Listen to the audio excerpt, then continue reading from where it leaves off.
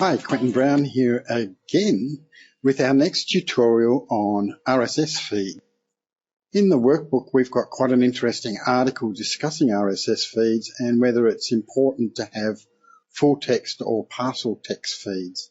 And how you control this is in the reading section. So down here in your blog post, you can show how many blog pages you want and your feed and whether you want a summary or a full text. I like personally using the full text, so we're going to leave that as default.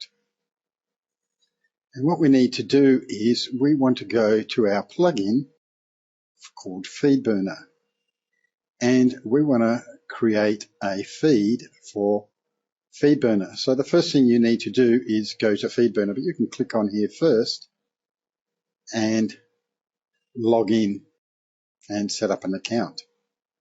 Now, if you don't already have an account, you can set one up. So we'll just call it income. We'll give ourselves a password and put in our email address. And so it has now been made into a Feedburner account. And all we need to do is copy that address, go back to our advanced WordPress and put it in here. You could also do one for your post and simply save that account. Next, we want to add some information. So let's just click the free accounts that we can use. We don't have enclosures. We'll put it in because we might later. And we'll do some tracking.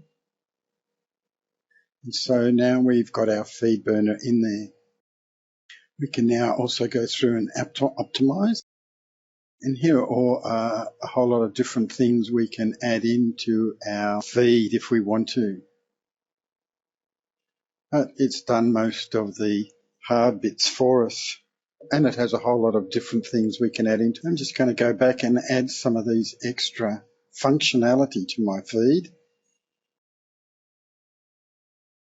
So I'm just going to activate this one to make it compatible with most feed reader applications.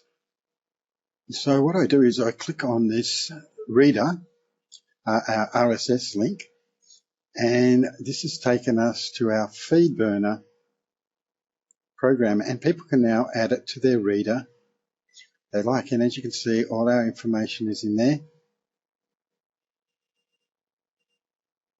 and they can download the video if they want.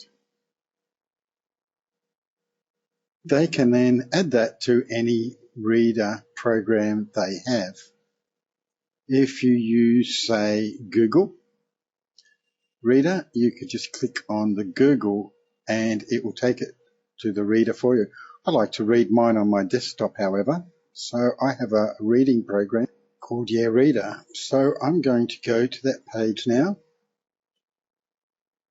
and I'm going to get the link for the XML. Copy link location, open my reader, and I'm going to put it in blogs. And I'm going to add that in there. So it's already picked up the Feedburner for me. Next. And it's put in the feed name. It's pulled it out. It's going in the blog folder. So I'll go OK. And here it is. It's come in now. So I can actually read anytime now I post to my blog. It's going to put it automatically into my feeder. The links to my site. Here's my test video. It doesn't have the video in there, but it has all the other posts. And so now every time I write a new post, it's going to turn up in my feed reader. So that's a great thing. You can do all sorts of things. You can actually enable the video to be played in the reader and really work on doing a great job with your RSS. You can deliver all sorts of content then through your blog to readers who probably never visit your site. Let's just go have a look at it in our Google Reader. and you'll see it does exactly the same thing.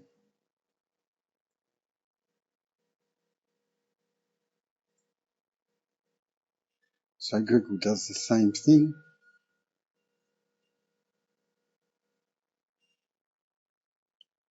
Add to our Google Reader.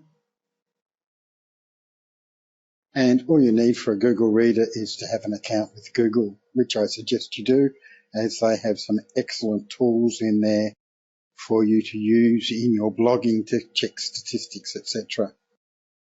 And here it is in Google Reader. It was that simple. And we can read the whole thing.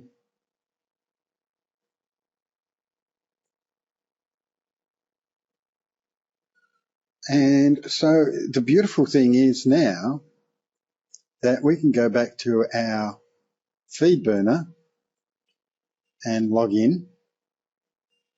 And so after a while, we'll start getting a whole lot of statistics. Who's using our feed, how many people have downloaded it, where they're looking at it from, and get all this sort of information that is great to know for building your business.